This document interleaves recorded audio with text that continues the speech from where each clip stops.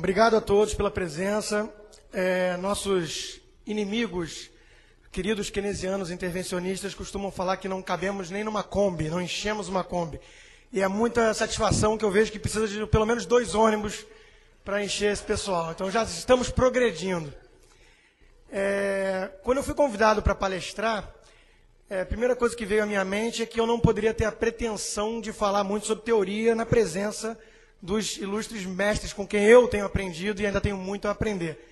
Então eu pensei numa forma de tentar agregar um pouco mais e vou basicamente mostrar dados econômicos mesmo do Brasil, que eu acho que eles podem ter uma visão também um pouco mais completa do que vem acontecendo no país. Há muito otimismo hoje em dia em relação à situação do Brasil perante o resto do mundo, e recentemente teve um artigo do Wall Street Journal, da Mary O'Grady, falando para conter um pouco essa empolgação com o Brasil.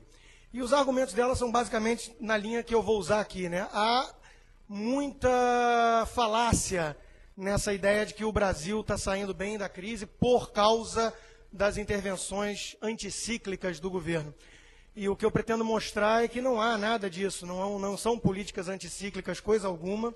São, muito pelo contrário, uma tendência de algum tempo já de crescimento excessivo da intervenção e do papel do governo na economia, que está plantando as sementes do que vão ser as crises futuras. Eu costumo dizer que a escola austríaca não é tão boa assim em termos de timing de mercado. Então, mapeia, faz o diagnóstico correto e não sabe exatamente quando que vai explodir o bust depois do boom artificial criado. E pode ser 2, 3 ou 5 anos à frente, eu não sei dizer. O que eu sei é que o governo está plantando uma bomba relógio que não vai dar certo, não é um modelo de crescimento sustentável que está sendo implantado no país. Então nós vamos ver alguns números, alguns dados que tentam corroborar com essa visão. Como é que eu coloco isso aqui? Já está? Tá. Funciona? Tá. Bom, vou passar um pouco rápido por alguns para depois a gente focar nos mais importantes. Mas nós vemos que a base monetária e a expansão de moeda no Brasil vem com uma trajetória de crescimento absurda. Lembrando que para a escola austríaca, inflação não é o que comumente é usado na mídia, na imprensa, né? A inflação que as pessoas consideram como inflação, aumento de nível de preços, ela é uma consequência da verdadeira inflação. Esta, sim, uma emissão descontrolada de moeda por parte do Banco Central. O M4, dinheiro não tem carimbo. Quando o governo expande a base monetária e os bancos, com sistema de reserva fracionária, expandem crédito de forma abusiva, esse dinheiro não tem carimbo. Então, muitas vezes, ele demora a bater no nível de preços finais do consumidor. E o que nós vemos como o próprio Mises explicou, né, esse aumento de base monetária e crédito, ele não vamos supor que uma fada madrinha dobrasse a quantidade de dinheiro de todo mundo aqui hoje. Né? A ideia de que o nível de preço geral na economia ia dobrar na mesma forma, na mesma proporção no dia seguinte, é totalmente falaciosa. A inflação não é isso. A inflação é um processo que os primeiros que recebem esse dinheiro são os mais beneficiados. Isso altera toda a cadeia produtiva, o ciclo econômico é todo alterado por essa intervenção do governo. Então, os últimos a receberem os efeitos dessa emissão de moeda / crédito são os que pagam a conta. E os primeiros são os beneficiados. Por exemplo, o governo vai fazer guerra, ele vai lá, emite moeda e compra armamento. A indústria de armamento vai se beneficiar dessa inflação e quando esse aumento de moeda, sem a contrapartida do aumento de produtividade e poupança, quando isso chegar nos preços finais, então o consumidor final vai ter pago a conta. É mais ou menos o que a gente vê hoje. Então, como não tem carimbo, essa emissão toda de moeda e crédito, ela tem ido basicamente para os ativos ligados ao início do ciclo. Então, nós vemos as bolsas de valores, por exemplo, indo bem, várias empresas de commodities indo bem, e ainda não chega nos preços finais dos consumidores. Então, há uma crença generalizada de que a inflação ainda não é um issue, ainda não é um risco iminente. Só que isso vai chegar alguma hora no bolso do consumidor. Nós temos o índice Ibovespa, né, das ações brasileiras no high histórico, perto do high histórico. E uma coisa que eu queria mostrar também, eu entendo o desespero dos nossos colegas americanos com o rumo que os Estados Unidos está tomando com o Obama. Né, essa reforma toda no sistema de saúde, tudo isso para mais socialização. E nós lemos os artigos do Mises Daily e coisas do tipo, e passa essa sensação de susto mesmo, de preocupação com o que está acontecendo nos Estados Unidos. E tudo isso é absolutamente legítimo. Só que eu queria só dar um pouco assim do tom da realidade brasileira, que é muito pior. Realmente nós vivemos aqui um modelo já praticamente socialista.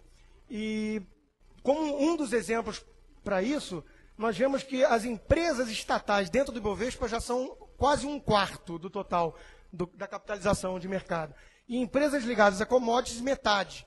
Então, quer dizer, nós temos, de fato, uma dinâmica de economia brasileira que não é tão saudável assim. Com raras exceções, há, sim, um acesso hoje a mercado de capitais interessante. Nós temos a figura aqui ilustre do Salim Mata, da Localiza, que é um exemplo heróico disso no Brasil. Nós temos algumas empresas que conseguem isso, mas nós sabemos como é proibitivo o custo da legalidade no Brasil, como a burocracia é asfixiante, como a carga tributária escandinava é perversa e coisas do tipo. Então, o Brasil acaba concentrando suas empresas na mão de governo ou empresas que vendem commodities para fora, aí, pegando o boom da China e coisas do tipo.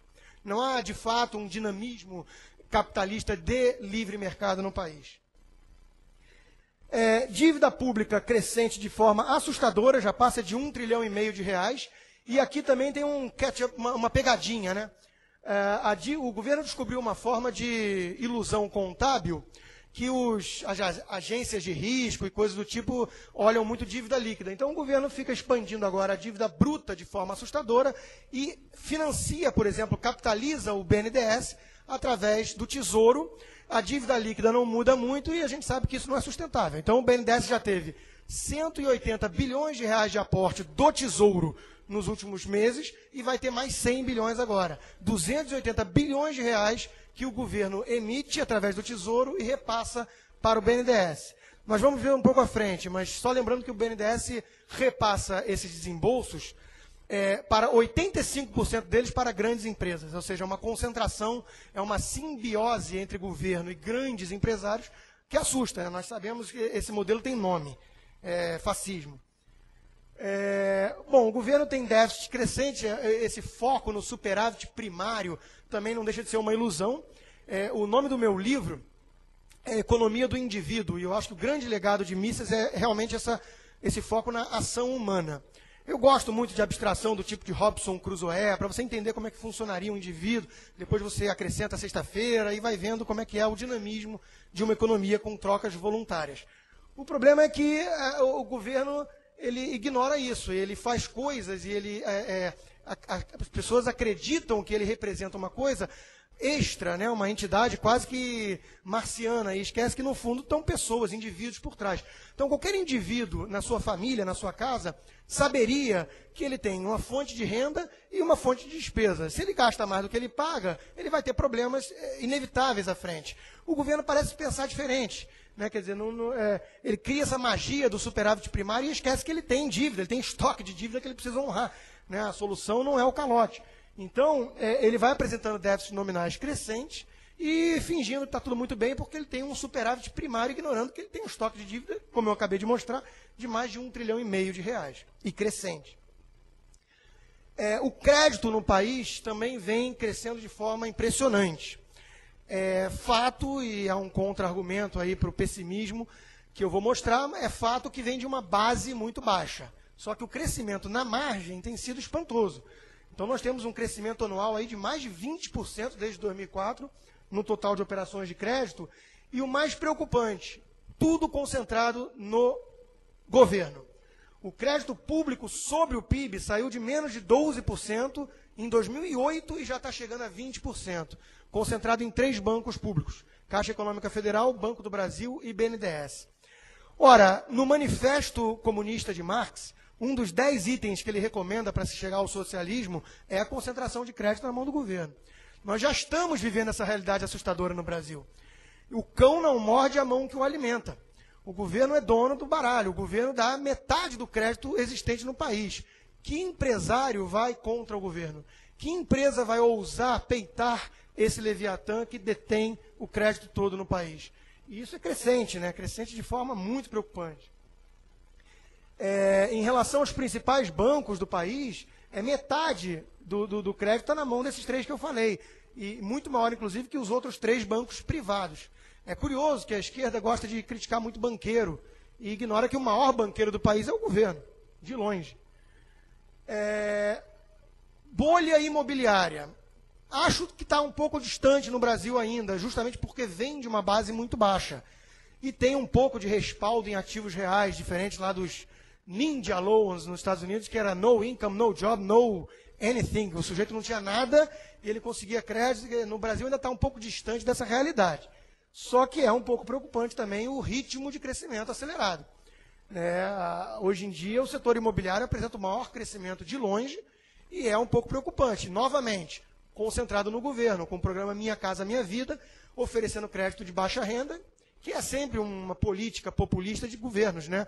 Precisa lembrar que nos Estados Unidos também teve toda a intervenção da Casa Branca para que a Fannie Mae e Freddie Mac, 2 paraestatais, concedessem crédito para pessoas que não tinham condições de pagar, porque é muito interessante para qualquer governante mostrar como cresceu a quantidade de pessoas que possuem suas casas durante seu governo, e o governante se preocupa com um mandato só, né? A batata quente é jogada para frente, explode na mão do próximo. Prazo médio de pessoa física também, quer dizer, o duration da dívida também tem crescido muito. Então as pessoas estão cada vez tomando mais dívida com mais prazo.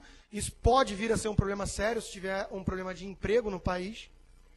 Ainda não é muito iminente também, mas é uma bomba relógio sendo plantada. A inadimplência começa a mostrar já um pouco de níveis preocupantes. Saiu o dado recentemente da venda de veículos no Brasil. O Brasil vende mais de 350 mil carros em um mês já. Isso é fantástico. Agora, a pergunta é, isso é um modelo sustentável? Não há, eu vou mostrar um pouco à frente, não há poupança crescente no país, não há investimento em capital fixo crescente de forma sustentável no país. É um país das cigarras, não um país das formigas. Quer dizer, todos querem comprar celular, carros, e eu não acredito que isso aumente muito a produtividade da economia a médio prazo. Só para mostrar um dado, durante a crise, o grau de alavancagem dos bancos públicos deu um salto enorme. O Banco do Brasil chegou a 20 vezes R$1 de passivo para cada R$20 de passivo para cada R$1 de patrimônio. Enquanto que os bancos privados, com sócio, com o escrutínio dos sócios preocupados com a lucratividade, esse pecado, reduziram o grau de alavancagem, obviamente preocupados com a crise. É curioso você pensar que a solução para a crise, com um diagnóstico totalmente errado do mainstream de economia, tem sido concentrar mais poder de regulação no governo. Quem vai vigiar o vigia? É mais ou menos análogo a colocar uma raposa para cuidar do galinheiro. Está mostrando aqui que o governo é o primeiro a ter interesse em expandir crédito. É óbvio, ele está preocupado com o mandato dele. Ele precisa apresentar bons números macroeconômicos e dane-se o futuro. Enquanto que os bancos privados são muito mais responsáveis na concessão de crédito. Bom, isso é o BNDES, é o famoso Bolsa Empresa. No Brasil, existe bolsa para tudo, né? Tem Bolsa Família, que é o esmola que compra voto de pobre, e tem Bolsa Miami, que é o dólar baixo para a classe média viajar, e tem o Bolsa Empresa, não poderia deixar de ser. O BNDES saiu de 40 bilhões de reais de desembolso por ano, quando o presidente Lula assumiu, para 140 bilhões quase ano passado, e vai repetir esse ano. Medida anticíclica, né? Isso é medida anticíclica. Alguém acredita que a economia retomando, o que já está acontecendo, o BNDES vai pisar no freio forte? Anticíclico, até onde eu entendo, é dos dois lados. Né? Mas os keynesianos entendem anticíclico só quando tem crise. Aí eles justificam a gastança do governo. Quando vem a bonança da economia, aí dane-se. Aí eles esquecem do termo anticíclico. Isso aqui, como eu disse, é 85% direcionado a grandes empresas. Empresas que não precisam, empresas que têm o capital livre para se capitalizar, como, por exemplo, a Petrobras, a maior empresa do Brasil. E o BNDES repassa 20 bilhões de reais do nosso bolso para a Petrobras.